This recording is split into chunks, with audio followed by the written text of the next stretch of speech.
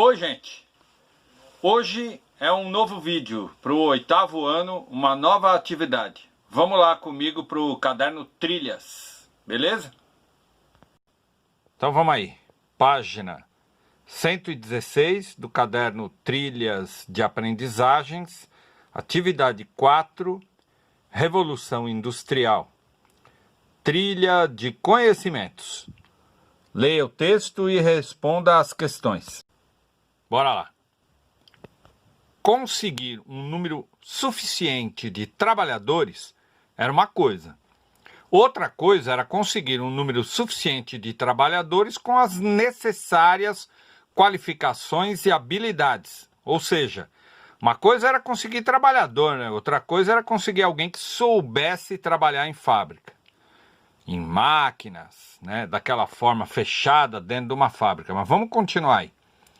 Em primeiro lugar, todo operário tinha que aprender a trabalhar de uma maneira adequada à indústria, ou seja, num ritmo regular de trabalho diário sem parar, o que é inteiramente diferente dos altos e baixos provocados pelas diferentes estações no trabalho agrícola ou da intermitência autocontrolada do artesão independente.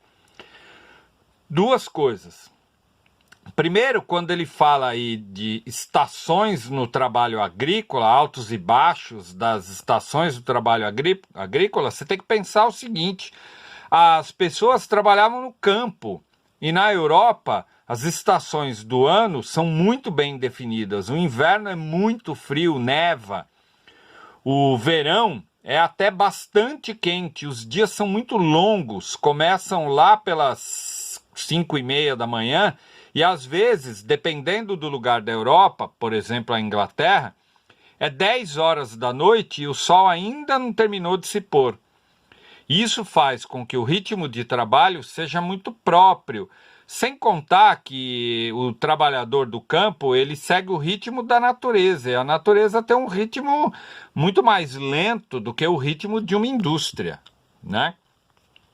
Outra coisa, o artesão, ele fazia um trabalho dele de criar o artesanato de forma também mais lenta, respeitando a própria velocidade dele, da pessoa que trabalhava, bem como o número de encomendas que ele tinha. Ele não trabalhava tanto assim como vai ser numa indústria, né? Mas vamos continuar aí. A mão de obra tinha também que aprender a responder aos incentivos monetários, ou seja, os trabalhadores recebiam mais quanto mais trabalhavam. Não que eles ganhassem bem, pelo contrário, ganhavam muito mal. Só que para conseguir sobreviver, eles tinham que trabalhar feito loucos, né? Ou seja, um incentivo monetário é o pagamento, um pouquinho a mais, desde que ele trabalhasse muito e produzisse muito. Os empregadores britânicos, ou seja, os donos das indústrias inglesas daquela época, da metade do século XVIII, lá mais ou menos a partir de 1750, 1780, por aí, metade do século XVIII, segunda metade do século XVIII. Eles constantemente reclamavam da preguiça do operário ou de sua tendência para trabalhar até que tivesse ganho um salário tradicional de subsistência semanal, ou seja, o trabalhador trabalhava um tanto e parava, e os donos das fábricas achavam que isso era preguiça. Mas, na verdade, os trabalhadores trabalhavam muito e eles não viam sentido em ficar trabalhando tanto, porque essa não era a lógica daquela época. A resposta foi encontrada numa draconiana disciplina de mão de obra. Eu vou comentar isso aqui só dizendo assim: era uma forma muito violenta, muito brava dos donos das fábricas de obrigar os trabalhadores a trabalharem muito, numa disciplina absurda. Ou seja, multas, um código de senhor e escravo que mobilizava as leis em favor do dono da fábrica. Mas, acima de tudo, na prática, sempre que possível, de se pagar tão pouco ao operário que ele tivesse que trabalhar incansavelmente durante toda a semana para obter uma renda mínima para sobreviver.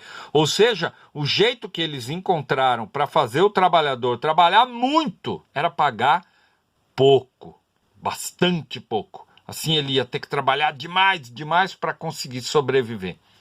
Nas fábricas, onde a disciplina do operariado era mais urgente, descobriu-se que era mais conveniente empregar os dóceis.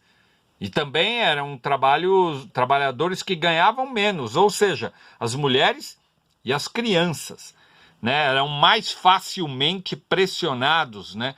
Os homens eram mais arredios, eles não aceitavam. Mulheres e crianças acabavam se submetendo de uma forma mais fácil para os donos da fábrica, até porque também ganhavam muito menos, porque tinham menos força física, né? De todos os trabalhadores nos engenhos de algodão ingleses, em 1834 até 1847, aí já é século XIX, ó, cerca de um quarto eram homens adultos. Mais da metade eram mulheres e meninas, e o restante rapazes abaixo de 18 anos, ou seja, a maior parte dos trabalhadores eram mulheres, adolescentes, menores de idade. Esse é um texto do Eric Hobsbawm, um grande historiador inglês, de um livro chamado A Era das Revoluções, editado pela editora Paz e Terra em 1977, lá no Rio de Janeiro. Aí ele vem para cá para o Vamos Praticar. Primeira pergunta. Explique as diferenças entre o ritmo de trabalho na indústria, no trabalho agrícola e no trabalho dos artesãos. Quem trabalhava mais? Quem trabalhava menos? Por que na fábrica o ritmo era diferente? O que tinha na fábrica para o ritmo ser diferente? Pergunta 2. De que maneira os empregadores britânicos forçaram os trabalhadores a entrar no ritmo de trabalho que a indústria necessitava? Ou seja, como que os trabalhadores das fábricas acabaram sendo convencidos a trabalhar tanto? O que os donos das fábricas fizeram para que eles trabalhassem tanto e obedecessem de forma tão absurda os proprietários das fábricas? Pergunta 3. Por que mulheres e meninas formavam mais da metade de todos os trabalhadores nos engenhos de algodão ingleses entre 1834 e 1847? Por que a maioria eram mulheres e meninas? Você responde por quê e justifica. A pergunta 4. De maneira geral, pode-se dizer que o trabalhador foi beneficiado ou prejudicado pelo processo de industrialização do seu trabalho? Foi bom ou foi ruim? Aí você justifica sua resposta. Aí eu vou pedir um favor. Ou você vem aqui nesse QR Code, ou então você vai nessa página.